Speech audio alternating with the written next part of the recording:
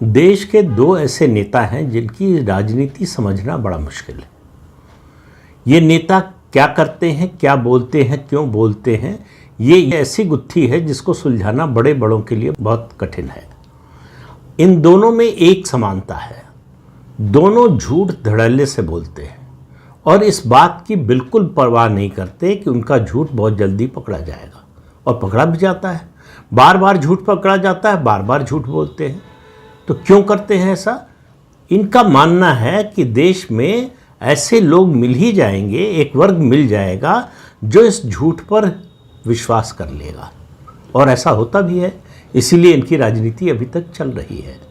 राजनीति में नीचे जरूर जा रहे हैं, लेकिन राजनीति से बाहर नहीं हो रहे हैं, और जब तक बाहर नहीं होंगे तब तक उनका ये रवैया, तब तक उनकी ये रणनीति काम करती रहेगी। इन दोनों नेताओं के बारे में बात करते हैं। उनमें से पहले नेता हैं कांग्रेस के पूर्व अध्यक्ष और लोकसभा में प्रतिपक्ष के नेता राहुल गांधी। अब राहुल गांधी की राजनीति को जरा आप समझने की कोशिश कीजिए। 20 साल से संसदीय राजनीति में है और 20 साल में कितने चुनाव हारे हैं उसकी गिनती करना मुश्किल है, लेकिन वो अपना रवैया बदलने के लिए तैयार नहीं है। अब हाल की बात करते हैं, पुरानी बात को छोड़ देते हैं। हाल की बात यह कि लोकसभा चुनाव का नतीजा आने के बाद कांग्रेस के 99 सीटें आ गई लोकसभा की। उसको फायदा हुआ, एक आरक्षण खत्म कर देंगे कि झूठ से। उनको लगा कि हमको ये स्थायी टेम्पलेट मिल गया है बीजेपी को धक्का देने का या बीजेपी को कमजोर करने का। लोकसभा चुनाव के बाद 5 राज्यों के विधानसभा चुनाव हुए।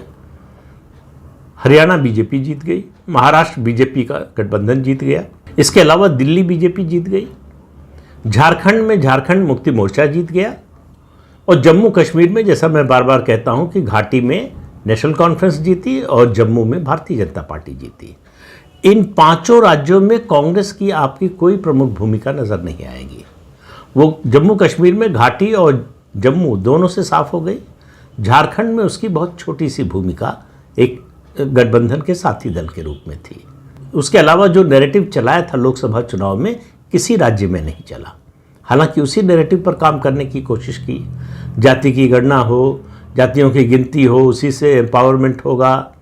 उसके अलावा संविधान की रक्षा करनी है, संविधान खतरे में है, आरक्षण खतरे में है, जनतंत्र खतरे में है। ये सब मुद्दे जो लोकसभा चुनाव में थे उनके, वही मुद्दे इन 5 राज्यों के चुनाव में उठाने की कोशिश की। जनता ने कुछ नहीं सुना।